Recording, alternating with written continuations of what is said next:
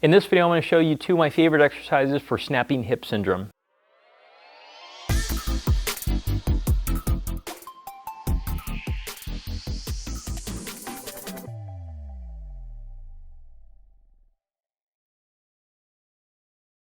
Hey everyone, my name is Sebastian from the locally world famous chiropractors in Costa Mesa, California.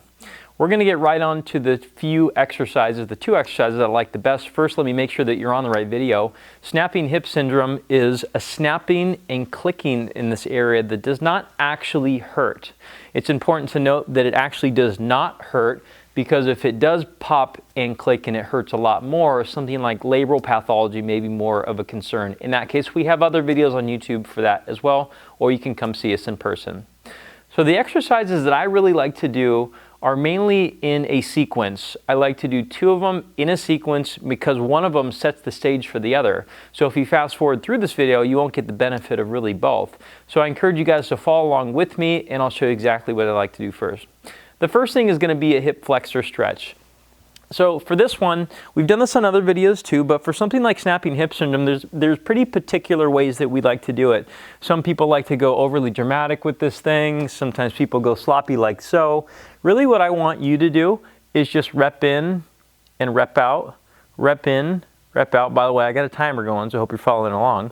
We're going to rep in and rep out for the first few. After that, we're going to actually push our elbow into our thigh to keep ourselves uprighted with the exercise. The reason why this exercise is an exercise and not a stretch in this is mainly because of the tension we're providing here. It's easier to get the stretch on the hip flexor versus easier to get the stretch on the hip flexor when you're supplying some tension through the abdominal area here. So we got about 30 seconds left, and we're going to chase new range every time. When you get to the far part of the range, we're going to push firmer, like we're trying to wrinkle our skin off of our quad as we start going through more and more range. Okay, so I think we have about 5 seconds left. Rep in, rep out, push, rip the skin off your thigh, but not literally, and return. So that's the first starting point, which is doing the reps to get more range.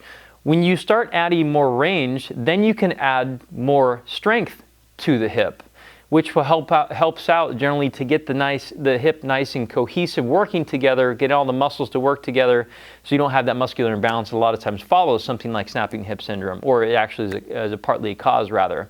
So now we can go into something like a standard exercise, like a single leg bridge that many of you have probably already tried, but there's different ways to make this exercise a little bit more challenging too, and I'll show you the version that I like here. Now, by the way, if you guys have any questions along the way and you're wondering what you have and what conditions might also it could be, we do have a webinar in the corner which you can take advantage of that we cover in full detail 3 different types of hip pathology that you may not actually be aware of. So it's a good thing to use as a resource there. Now in a single leg bridge, and I'm going to keep an eye on the clock, generally we're going to go about a minute. First is, a lot of people tend to do it sloppy. Okay, and you can take a look at my lower back, it's just arching and so on. As I mentioned in the last stretch exercise, we want to keep some stiffness here. One way to do is actually glue your forearms to the floor and then push your heel through the earth as if you're trying to dig a hole slowly with your heel. Right now I've started the timer.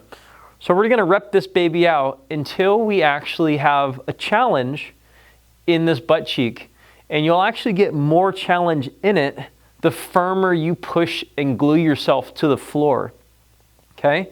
You can even cheat at the top where you push hard through your elbows to push your hip through that further range that you already accessed in the other exercise that we did.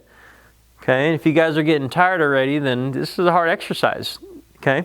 Now if you're starting to feel things like the hamstring or the adductor or your low back, there may be some other subset exercises or stretches we need to do prior to actually get the glute active. This is a hip extension exercise. The glute should mainly be doing the work. If you have other things doing the work, then you have compensation occurring.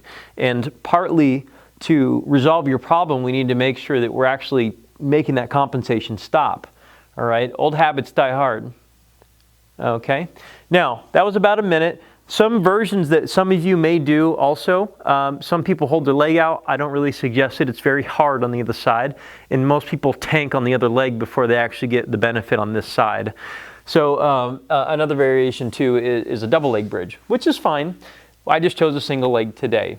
So if you guys are looking for help from us, we do specialize in hips such as we've seen a lot of people with different types of problems like hip dysplasia, hip impingement, labral pathologies, hip flexor syndromes, and so on.